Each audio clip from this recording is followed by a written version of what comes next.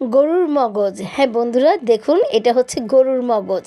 গরুর মগজ খেতে কিন্তু খুবই সুস্বাদু। আর এটা কিন্তু কুটা বাছা করাটা কিন্তু একটু কঠিন।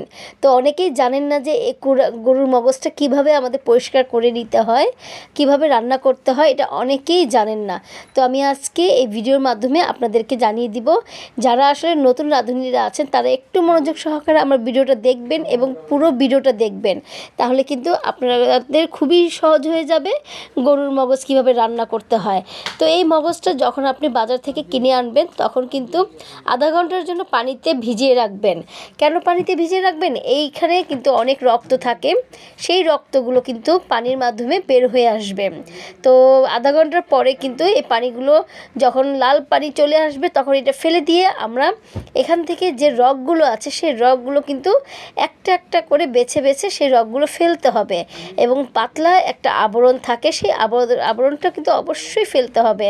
অনেকে কিন্তু এই গরুর মগজটাকে হালকা করে সেদ্ধ করে, কিন্তু আমি সেটা করি না। সেদ্ধ করলে রক্তগুলো জমে যায়, সেটা কিন্তু আর বের করা যায় না। আর রগগুলো কিন্তু জমে যায়, সেটাও বের করা সম্ভব হয় না খুব সহজভাবে। তো যাই হোক, আমি সহজভাবে করার জন্যই কিন্তু আমি এই সেদ্ধ না করে আমি কাঁচা অবস্থায় এই রগগুলো আমি আস্তে আস্তে করে বের করে নিচ্ছি। আর যে মগজের উপরে যে পাতলা আবরণ আছে সেই আবরণগুলো আমি তুলে ফেলবো। তো এটা করতে একটু সময় লাগে, তারপরেও কিন্তু বন্ধুরা এটা করতে হবে আমাদের, কারণ এটা যদি আমরা না করি তাহলে কিন্তু স্বাস্থ্যসম্মত খাবারটা হবে না। তো একটু একটু করে এই কাজগুলো আমরা করে একদম সুন্দরভাবে কুটে বেছে নিব। তো এই মগজটা খেতে কিন্তু অসাধারণ লাগে, অনেক মজা লাগে। যদি কষ্ট করে একটু করতে পারেন তাহলে কিন্তু খুবই মজা পাবেন। তো বন্ধুরা দেখুন, আমি কিন্তু এই মগজটা সুন্দরভাবে একদম বেছে নিয়েছি। বেছে নেওয়ার পরে আমি এটাকে ভালোভাবে ধুয়ে নিব, কারণ আপনাদের মনে রাখবেন যে মগজটা যখন আপনি কাটবেন তারপরে কিন্তু ধোয়া যাবে না। কাটার আগেই কিন্তু আমাদের যত ধোয়ার তত ধুয়ে নিতে হবে, খুব পরিষ্কার করে ধুয়ে নিতে হবে আমাদের। আর কেটে নিলে কিন্তু আর একদমই ধোয়া যাবে না, তখন আমাদের ডিরেক্ট রান্না করতে হবে। ঠিক আছে? তো আমি এই মগজটা সুন্দরভাবে ধুয়ে আমি কিন্তু এটাকে সুন্দর করে কেটে নিব। হ্যাঁ বন্ধুরা, ছুরি দিয়ে কাটলে কিন্তু কাটাটা সুন্দর হয় না। আমি আপনাদেরকে একটু দেখিয়ে দিচ্ছি। দেখুন বন্ধুরা, আমি ছুরি দিয়ে কাটছি, কিন্তু ছুরি দিয়ে কাটলে কিন্তু তেমন একটা ভালো হয় না। একদম কি বলবো, যে সুন্দরভাবে যে একটা কাটার আছে সেই কাটার স্টাইলটা সুন্দর হয় না। তো আমি কিন্তু ছুরি দিয়ে কাটবো না, আমি আপনাদেরকে দেখানোর উদ্দেশ্যে আমি এইটা এই ছুরি দিয়ে কেটে দেখাচ্ছি। এটা কিন্তু কাটাটা সুন্দর হবে না, একদম কেমন জানি ছেঁচড়ে যাবে। তো এই কারণে আমি এটাকে কি করব, কেচি দিয়ে কাটবো।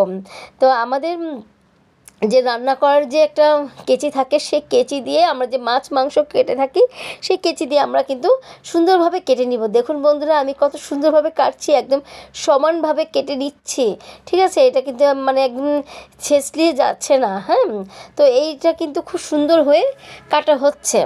তো এরকম করে আমি ছোট ছোট করে আমি কেটে নিব। যদি কাটার অবস্থায় যদি আপনারা যদি কোনো দুই একটা রগ পেয়ে থাকেন তাহলে সেটা অবশ্যই ফেলে দিবেন, কারণ রগটা আমাদের রাখা যাবে না। ঠিক আছে? তো আমি এই পুরো মগজটাই আমি ছোট ছোট করে ছোট আকারে আমি কেটে নিব। বড় বড় করে রাখলে কিন্তু খেতে ভালো লাগবে না আর দেখতে ভালো লাগবে না। আর যে জিনিসটা দেখতে ভালো না লাগে সেই জিনিসটা কিন্তু খেতে ভালো লাগে না। তো যাই হোক বন্ধুরা দেখুন, এভাবে করি আমি সমস্ত মগজগুলো আমি কেটে নিব। হয়ে গেল আমার কাটা। দেখুন বন্ধুরা, আমি কেটে সুন্দর করে আমি একটি বাটিতে রেখে দিয়েছি। এখন কিন্তু আপনি এখান থেকে আপনি যতটুকু মন চায় ঠিক ততটুকুই রান্না করতে পারবেন, আর বাকিগুলো কিন্তু আপনি রেখে দিতে পারবেন ডিপ ফ্রিজে। যখন আবার আপনার ইচ্ছা হবে তখন কিন্তু আপনার রান্না করে নিতে পারবেন। তো এখন আসে রান্নার পালা। এখন আমরা রান্নাঘরে চলে আসলাম এবং রান্না করতে আমরা প্রস্তুত। তো আমি মশলাগুলো দেখিয়ে দিচ্ছি আপনাদেরকে। তো এই মশলাগুলো দিয়েই কিন্তু আমি রান্না করব, সেম মাংসের মশলা। মাংসতে আমরা যে মশলাগুলো ব্যবহার করে থাকি ঠিক সেই মশলাগুলো দিয়েই আমরা রান্না করব। তো এখানে কিন্তু অবশ্যই তেল তো লাগবেই, সয়াবিন তেল লাগবে। আর আমি তো মশলা দেখিয়ে দিয়েছি, এই মশলাগুলো দিয়ে আমরা রান্না করছি। তো কড়াইও বসে দিয়েছি চুলোতে। তো এখন তেল তো আমাদের দিতেই হবে। তেল দেওয়ার পরে কিন্তু তেলটা হালকা একটু গরম করে নিতে হবে। আর গরম করার পরে যে মশলাটা আমরা ছাড়বো সেটা কিন্তু একটু ভেজে ছাড়লে কিন্তু সেইটা মশলার যে ঘ্রাণটা আছে সেই ঘ্রাণটা কিন্তু খুবই সুন্দর আসে এবং ঘ্রাণটা ঘ্রাণের জন্য কিন্তু তরকারিটা খুব মজা হয়ে যায়। তো বন্ধুরা দেখুন আমি কিন্তু এখানে দালচিনি, এলাচ, লবঙ্গ, মাংসের যত মশলা আছে ঠিক সেই তত মশলাই আমি দিয়ে দিয়েছি এখানে। শুধু এক্সট্রা আমি কিন্তু জয়ফলটা বাটিনি, জয়ফল গুঁড়ো করে দিয়ে দিয়েছি এবং জয়ত্রীটাও আমি গুঁড়ো করে দিয়ে দিয়েছি, ঠিক আছে। তো এগুলো আমি সব একত্রে দিয়ে আমি কিছুক্ষণ ভেজে নিচ্ছি। ভাজতে অবশ্যই হবে, কারণ না ভাজলে কিন্তু ঘ্রাণটা বের হবে না, আর ঘ্রাণ না বেরলে কিন্তু তরকারির যে মজা আছে সেই মজাটা আপনি অনুভব করতে পারবেন না। এরপরে দিয়ে দিলাম পেঁয়াজ কুচি। বন্ধুরা একটু খেয়াল রাখবেন, পেঁয়াজ কুচি কিন্তু আমি সম্পূর্ণটা দেবো না, যতটুকু আমার দরকার তার চাইতে অর্ধেকের বেশি একটু দিব, আর বাকি একটু রেখে দিব। এটা যখন আমার মগজটা হয়ে আসবে তখন আমি পেঁয়াজটা দেব। আর এই পেঁয়াজটা দেওয়ার পরে কিন্তু আমি এটাকে একটু নরম করে নিব, মানে একটু দাগানির মতো করে নিব, একটু ভেজে নিব, ঠিক আছে। সেই মশলা আর পেঁয়াজ একত্রে ভেজে নিলে একটা অন্যরকম একটা ফ্লেভার আসে। এখন আমি দিয়ে দিব যে মশলাগুলো, যে হলুদ, মরিচ, জিরের গুঁড়ো, ধনের গুঁড়ো, লবণ, যত মশলা আমরা ব্যবহার করি মাংসের জন্য সেই মশলাগুলো আমরা কিন্তু দিয়ে দিচ্ছি। দিয়ে কিন্তু একটু ভালোভাবে কষিয়ে নিতে হবে। অবশ্যই একটু পানি দিয়ে দিবেন বন্ধুরা, কারণ পানি না দিলে কিন্তু মশলাগুলো পুড়ে যেতে পারে। তো এই কারণে আমাদেরকে পানি দিতে হবে। আর আমি বিশেষ করে আমি সাধারণত গরম পানিটা ইউজ করি বন্ধুরা। আমি সবসময় আমি আমার ভিডিওতে বলে থাকি আপনারা গরম পানি ব্যবহার করবেন, যে রান্নার ক্ষেত্রে গরম পানি ব্যবহার করলে রান্নাটা ঝটপট সুন্দরভাবে হয়ে যায়। তো যখন মশলাটা আপনি দেবেন মানে কষাবেন তখন একটু চুলোর আঁচটা একটু কমিয়ে নেবেন। চুলোটা যদি একটু কমিয়ে নেওয়া যায় তাহলে কিন্তু মশলাটা সুন্দরভাবে কষে যাবে, একদম ধীরে ধীরে কষে যাবে। আর মনে রাখবেন মশলা যত কষাবেন তত মজা। একটি তরকারির মজাই হচ্ছে মশলা কষানো। আর আমি আদা রসুন দিতে ভুলে গিয়েছিলাম বন্ধুরা, তারপর আমার মনে পড়েছে, তাই আমি এখন আদা রসুনটা দিয়ে দিচ্ছি।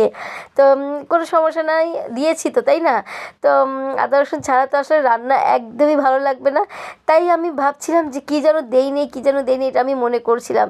তো যাই হোক আমি মনে পড়েছে এবং আদা রসুন আমি দিয়ে দিয়েছি। দিয়ে আমি আরও কিছুক্ষণ ভাজছি, মানে মশলাটা কষাচ্ছি, ঠিক আছে। তো মশলাটা আমি যত কষাবো ততই কিন্তু আমার রান্নাটা খুবই টেস্ট বেড়ে যাবে এবং কালারটা কিন্তু সেই রকম আসবে। আপনারা দেখলেই বুঝতে পারবেন বন্ধুরা রান্নাটা। তো এখন আমি কিন্তু গরুর পুরো মগজটাই আমি দিয়ে দিচ্ছি। আজকে আমি সম্পূর্ণ মগজটাই আমি দিয়ে রান্না করে ফেলছি। তো দেখুন বন্ধুরা আমি মগজটা দেওয়ার পরেও কিন্তু একটু নেড়ে চেড়ে একটু কষানোর মধ্যেই রাখবো, কষিয়ে রান্না করব। তো কষিয়ে রান্নার কিন্তু মজাই অন্যরকম আছে।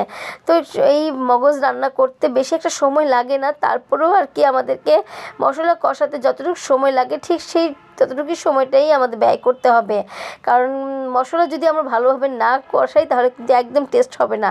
আমি যে পেঁয়াজটা রেখেছিলাম আলাদা করে একটু করে, তো এই পেঁয়াজটা আমি এখন এই মুহূর্তে দিয়ে দিচ্ছি। কারণ মানে এখন যে পেঁয়াজটা আমি দিলাম অনেকে বলবেন যে আপু আবার এখন কেন পেঁয়াজটা দিলেন। তো আমি বলছি যে পেঁয়াজটা কেন দিলাম, এই পেঁয়াজটা যখন একটু আস্তে আস্তে থাকবে, মানে একটু কাঁচা অবস্থা থাকবে তখন কিন্তু খেতে খুবই ভালো লাগবে। হ্যাঁ, একটু মানে দাঁতের নিচে পেঁয়াজটা পড়বে তখন কিন্তু খেতে খুবই মজা লাগবে। তো এই কারণেই আমি পেঁয়াজটা দিয়েছি।